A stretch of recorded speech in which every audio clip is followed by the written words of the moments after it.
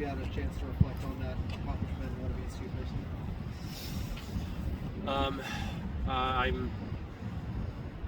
I'm not done yet, so I'm gonna try to see if I can catch one more, because I think the one at the very top is uncatchable.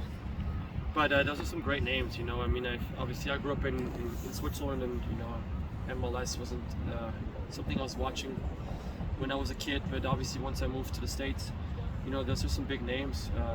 John Bush is up there, you know. Hartman, obviously, Nick Raimondo, Joe Cannon is the other one, right? These are big names, I think, and so for me to find myself amongst those greats is a huge honor. But like I said, I would love to keep going a little bit more and add some more. How important is the culture and quality of the goalkeeper group with Tom Dutra and the other goalkeepers on the roster been in maintaining that level for such a long time? It's everything, you know. I think it's going to sound a bit controversial, but I think there might be some keepers that prefer being the number one with really a huge gap behind them. But I think between myself and Tommy, we have always been aware that for us to be successful, the whole core needs to be very, very good. All the goalkeepers need to be good and need to be able to, oh my god, second time. Need to be able to push each other on a daily basis and kind of get stronger together as a unit. And that's also why we share the success together, regardless of who plays on the field during those moments. But you know, for example, when we won the CONCACAF Champions League, the little, you know, keepers union huddle is very special because we share that result together and that achievement together. Obviously, a horrible tragedy yesterday in Texas. Is there any thoughts that you have on that whole situation that we find ourselves in as a country? And you're certainly welcome to not speak to it, but I figure I'd give you the opportunity. It's difficult because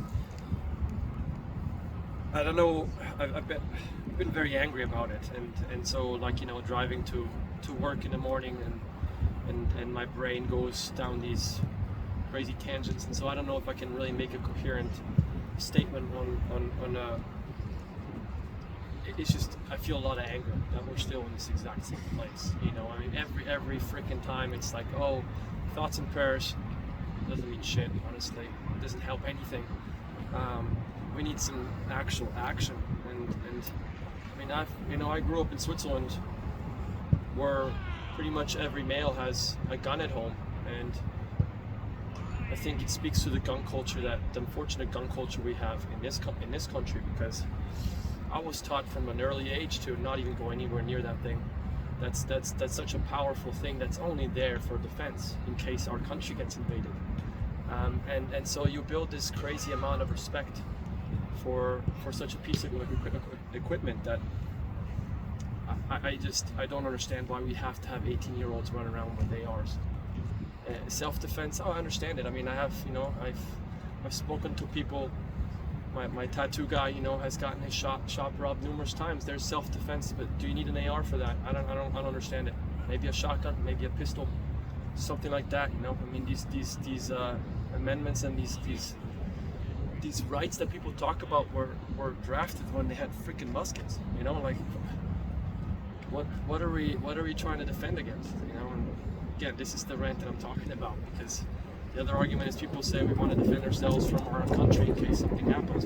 What are you going to do with an AR when Apache shows up and more neighbors? Like, it's ridiculous. The only thing we're doing is we're allowing the chance for someone who, yes, might be unstable and needs help mentally, but we're giving him access to things that he can do great damage with.